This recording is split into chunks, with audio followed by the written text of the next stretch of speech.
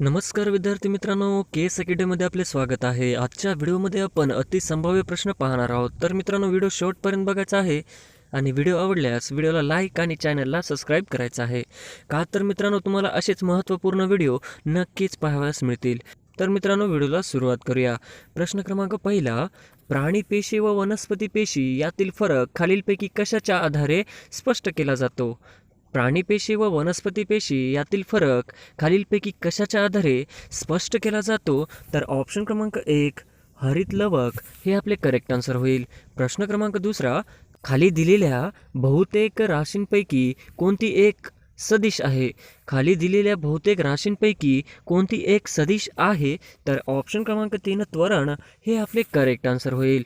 प्रश्न क्रमांक तिसरा, आम्लयुक्त पर्जन्य पडण्यासाठी नायट्रोजन ऑक्साईड आणि डॅश डॅश हे जबाबदार आहेत. आम्लयुक्त पर्जन्य नायट्रोजन ऑक्साईड आणि डॅश हे जबाबदार आहेत. तर ऑप्शन क्रमांक 2 सल्फर डायऑक्साईड हे आपले करेक्ट आन्सर होईल. प्रश्न क्रमांक चौथा, निळ्या रंगाच्या काचेच्या निर्मितीसाठी कोणत्या घटकाचा उपयोग करावा लागतो? निळ्या रंगाच्या काचेच्या निर्मितीसाठी कोणत्या घटकांचा उपयोग करावा लागतो? तर ऑप्शन क्रमांक 4 कोबाल्ट ऑक्साईड हे आपले करेक्ट आन्सर होईल.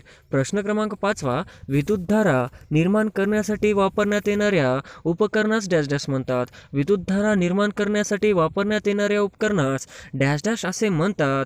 तर ऑप्शन क्रमांक 4 जनरेटर हे आपले करेक्ट आन्सर होईल. प्रश्न क्रमांक 6, खालीलपैकी कोणता पदार्थ वितळताना अंकुंचन पावतो? खालीलपैकी कोणता पदार्थ अंकुंचन पावतो? तर ऑप्शन क्रमांक 2 काच हे आपले करेक्ट आन्सर होईल.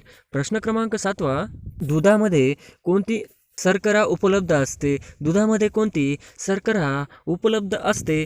तर ऑप्शन क्रमांक 1 लॅक्टोज हे आपले करेक्ट आन्सर होईल. प्रश्न क्रमांक 8, आहारात लोह खनिजाचे प्रमाण कमी असल्यास कोणता आजार होतो?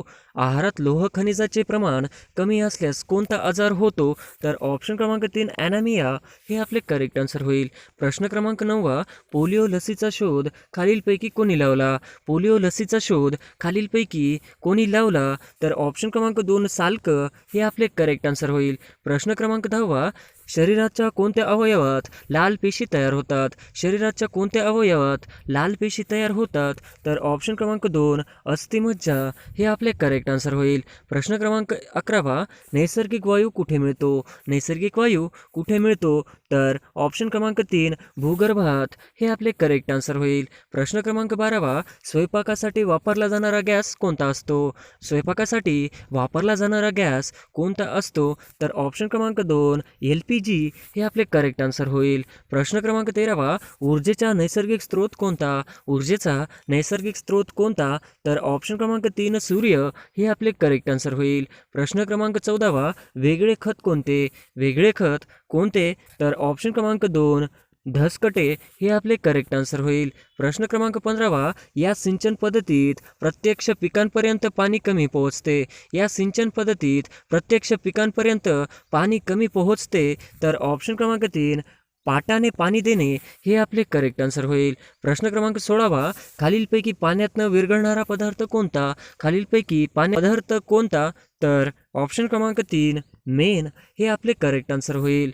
प्रश्न क्रमांक 17, खालीलपैकी जीवाश्म इंधन कोणते? खालीलपैकी जीवाश्म इंधन कोणते? तर ऑप्शन क्रमांक 1 पेट्रोलियम हे आपले करेक्ट आन्सर होईल. प्रश्न क्रमांक 18, दैनंदिन आहारात फॉस्फरसच्या त्रुटीमुळे हा विकार संभवतो. दैनंदिन आहारात फॉस्फरसच्या त्रुटीमुळे हा विकार संभवतो. तर ऑप्शन क्रमांक 4 वाढ खुंटणे हे आपले करेक्ट आन्सर होईल. प्रश्न क्रमांक 19, डासांमुळे कोणत्या रोगाचा प्रसार होतो? तर ऑप्शन क्रमांक 2 डेंग्यू हे आपले करेक्ट आन्सर होईल. प्रश्न क्रमांक 20, डॅश हा विजेचा कुसंवाहक तर सुसंवाहक आहे. डॅश हा विजेचा कुसंवाहक आहे तर उष्णतेचा सुसंवाहक आहे. तर ऑप्शन क्रमांक 2 हिरा हे आपले करेक्ट आन्सर होईल. प्रश्न क्रमांक 21, खालीलपैकी हा धातू विजेचा सर्वश्रेष्ठ सुवाहक आहे. खालीलपैकी हा धातू विजेचा सर्वश्रेष्ठ सुवाहक आहे. तर ऑप्शन क्रमांक 2 कॉपर तांबे हे आपले करेक्ट आन्सर होईल. प्रश्न क्रमांक 22, अग्निशामक साधनामध्ये कोणता वायू वापरतात? अग्निशामक साधनामध्ये कोणता वायू वापरतात? तर ऑप्शन क्रमांक 3 कार्बन डायऑक्साईड हे आपले करेक्ट आन्सर होईल. प्रश्न क्रमांक 23, बोर्डो मिश्रण काय म्हणून वापरतात? बोर्डो मिश्रण काय म्हणून वापरतात? तर ऑप्शन क्रमांक 1 कवकनाशक हे आपले करेक्ट आन्सर होईल. प्रश्न क्रमांक 24 सेमी कंडक्टर ही संज्ञा कशाशी संबंधित आहे? सेमी कंडक्टर ही संज्ञा कशाशी संबंधित आहे? तर ऑप्शन क्रमांक 2 इलेक्ट्रॉनिक्स हे आपले करेक्ट आन्सर होईल. प्रश्न क्रमांक 25 बेकिंग सोडा म्हणजे डॅश डॅश होय. बेकिंग सोडा म्हणजे डॅश डॅश होय. तर ऑप्शन क्रमांक 3 कार्बोनेट हे आपले करेक्ट आन्सर होईल. प्रश्न क्रमांक 26 कांदा ही डॅश डॅश वनस्पती आहे. कांदा ही डॅश डॅश वनस्पती आहे. तर ऑप्शन क्रमांक 1 एकबीजपत्री हे आपले करेक्ट आन्सर होईल. प्रश्न क्रमांक 27 अणुबॉम्बचा स्फोट करण्यासाठी डॅश डॅश श्रृंखला अभिक्रिया वापरतात. अणुबॉम्बचा स्फोट करण्यासाठी डॅश डॅश श्रृंखला अभिक्रिया वापरतात. तर ऑप्शन क्रमांक 2 अनियंत्रित हे आपले करेक्ट आन्सर होईल. प्रश्न क्रमांक 28 पोलिओची लस तयार करण्याचा कारखाना देशात खालीलपैकी कुठे आहे? पोलिओची लस तयार करण्याचा कारखाना देशात खालीलपैकी कुठे आहे?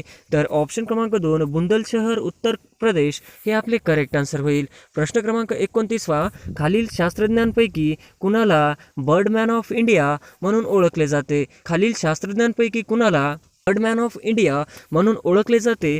तर ऑप्शन क्रमांक 4 डॉक्टर सलीम अली हे आपले करेक्ट आन्सर होईल. प्रश्न क्रमांक 30 एक हॉर्स पॉवर म्हणजे किती वॅट होय? एक हॉर्स पॉवर म्हणजे किती वॅट होय? तर ऑप्शन क्रमांक 1 746 वॅट हे आपले करेक्ट आन्सर होईल. प्रश्न क्रमांक 31 खालीलपैकी कशाचे उदाहरण म्हणून आपणास दगड फुलांचा निर्देश करता येईल? खालीलपैकी कशाचे उदाहरण म्हणून आपणास दगड फुलांचा निर्देश करता येईल? तर ऑप्शन क्रमांक 1 सहजीवन हे आपले करेक्ट आन्सर होईल. प्रश्न क्रमांक 30 अन्न पचनक्रिया ही पुढीलपैकी कोणती क्रिया आहे? ही पुढीलपैकी कोणती क्रिया आहे? तर ऑप्शन क्रमांक 4 अनैच्छिक हे आपले करेक्ट आन्सर होईल. प्रश्न क्रमांक 33 पुढील कोणत्या भागात अन्नाचा साठा असतो? पुढील कोणत्या भागात अन्नाचा साठा असतो? तर ऑप्शन क्रमांक 2 दल हे आपले करेक्ट आन्सर होईल.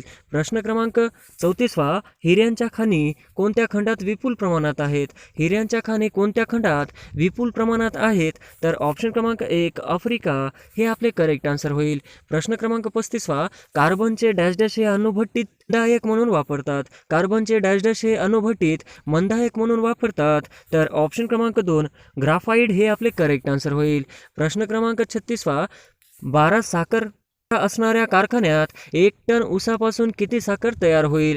12 साखर उतारा असणाऱ्या कारखान्यात 1 टन किती साखर तयार होईल? तर ऑप्शन क्रमांक 3 120 किलो हे आपले करेक्ट आन्सर होईल. प्रश्न क्रमांक 36 तेजस्वी आणि शुद्ध हिरा म्हणजे डॅश डॅश आहे? तेजस्वी आणि शुद्ध हिरा म्हणजे डॅश डॅश आहे? तर ऑप्शन क्रमांक 2 विद्युत दुर्वाहक हे आपले करेक्ट आन्सर होईल. प्रश्न क्रमांक 38 सजातीय ध्रुवामध्ये परस्पर चुंबकीय डॅश डॅश असते. सजातीय ध्रुवामध्ये परस्पर चुंबकीय डॅश डॅश असते. तर ऑप्शन क्रमांक 2 प्रतिकर्षण हे आपले करेक्ट आन्सर होईल. प्रश्न क्रमांक 39 जेव्हा बंदुकीतून गोळी सुटते तेव्हा डॅश डॅश होते. तर ऑप्शन क्रमांक 2 बंदुकाच्या विरुद्ध दिशेने गतिमान होते हे आपले करेक्ट आन्सर होईल. प्रश्न क्रमांक 40 कार्बन 14 या पद्धतीने किती वर्षापर्यंत प्राचीन वस्तूचे शक्य झाले आहे? कार्बन 14 या पद्धतीने किती वर्षापर्यंत वय ठरविणे शक्य झाले आहे?